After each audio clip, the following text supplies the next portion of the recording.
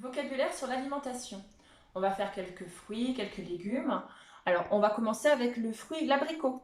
Hop, on va faire le chiffre 3 avec les deux mains en crochet. Là, on va rejoindre nos doigts. Et les pouces, je vous conseille de les mettre vers le haut.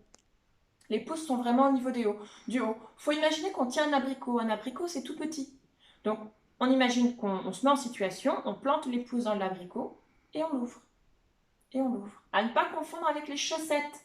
Pour faire les chaussettes, le signe des chaussettes, on utilise la configuration du bec de canard, les doigts vers le bas, et on retrousse notre paire de chaussettes, comme si on faisait les paires de chaussettes, voilà, en mise en situation. Ça, c'est chaussettes. Mais là, avec les trois doigts, hop, on ouvre, c'est l'abricot. L'abricot. On a aussi le signe du fromage. Pour faire le signe du fromage, hop, on descend notre index comme ça à l'horizontale, on met le pouce. Par-dessus, c'est la lettre F en langue des signes, la lettre F. On va mettre près du nez et on va faire un mouvement vers l'avant, 2 fois. Fromage, fromage. Si vous utilisez la même configuration, que vous êtes devant le nez et que vous tournez, ça c'est la ferme, avec les animaux de la ferme. Ça sent pas super bon, ça sent fort, un peu comme le fromage. Donc ça se passe au niveau du nez. Donc si on tourne, c'est la ferme. Et si on fait le mouvement vers l'avant, c'est le fromage. Le fromage. C'est un signe très similaire avec le dessert. Le mouvement est le même. Dessert, ça commence par la lettre D. On commence par faire la lettre O. On lève l'index devant soi. On obtient la lettre D. Au niveau de la bouche, souvenez-vous, le sucre, c'est ici. Un dessert, en général, c'est sucré. Donc, on met au même endroit. Et on fait ce petit mouvement vers l'avant. Comme pour fromage, sauf que là, c'est pour dessert. Alors, en général, tout ce qui est lié au dessert, que ce soit des gâteaux, souvent le parfum préféré des enfants, c'est le chocolat. Hop. On a notre configuration de la lettre N avec les deux mains.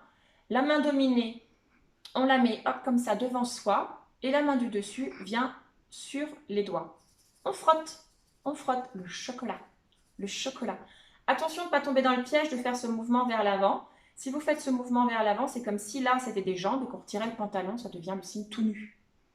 En fait, on fait souvent l'amalgame entre le chocolat et le signe des carottes. Les carottes, c'est un seul doigt et on va faire ce petit mouvement vers l'avant parce qu'on épluche les carottes. On épluche les carottes. Souvent, vous avez tendance à faire ce petit mouvement en combinant les deux. Donc voilà, attention au petit quiproquo, chocolat et carottes.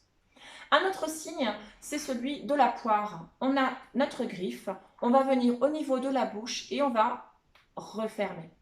On ouvre ici et on referme la poire. Si vous regardez bien, ça fait la forme de la poire. On a également un signe qui n'est pas forcément évident, mais par surprise, les enfants arrivent très facilement à le faire. C'est le signe des œufs. Alors, on fait la configuration du V dans les deux mains, la main dominée devant soi. La main dominante va venir entre votre corps et votre main, ici. On va monter au niveau de l'index et on redescend à l'intérieur. Les œufs, les œufs, les œufs. Les enfants dans les écoles me disent on dirait les alvéoles, où on pose les œufs dans la boîte, ou alors le coquetier, les œufs. Pour eux, en tout cas, ça leur parle beaucoup plus que nous. On va continuer avec les légumes. Alors, un légume, hop, on le met, on colle les deux poings fermés comme ça, l'un à côté de l'autre. La main dominée, elle ne bouge pas. On va utiliser que la main dominante qui va s'ouvrir. Vous voyez, pas entièrement, juste comme ça, la lettre C. Elle va s'ouvrir et se refermer. Alors, je vais faire le clown, je vais en profiter. Courgette, courgette. N'oubliez pas de refermer la main. Courgette. Parce que si on ne fait pas attention et qu'on ne referme pas la main, qu'on reste ouvert, c'est l'aubergine. Après, on aime ou on n'aime pas. Moi, j'aime moins, c'est pour ça que je n'y pense pas toujours. Mais courgette et aubergine.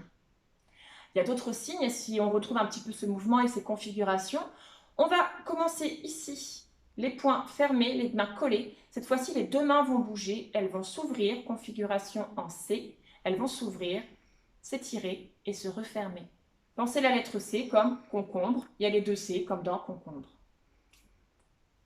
Concombre. Concombre. Voilà. Et pour terminer, on va imaginer qu'on est en train de tenir une grande miche de pain. On tient la grande miche de pain à l'ancienne, on tenait comme ça, et on découpait une tranche vers l'extérieur. Les sourds ont gardé cette façon de faire, ce petit mouvement. Donc, sauf qu'on va réduire l'ampleur de nos bras. On va juste mettre la main devant nous comme ça, avec la paume vers l'intérieur. On va utiliser notre main dominante comme un couteau, qui est en forme cassée comme ça, Et on va venir un petit peu jouer, faire de la guitare. C'est un peu le même mouvement. Sauf qu'on va venir faire qu'une seule fois. Le pain.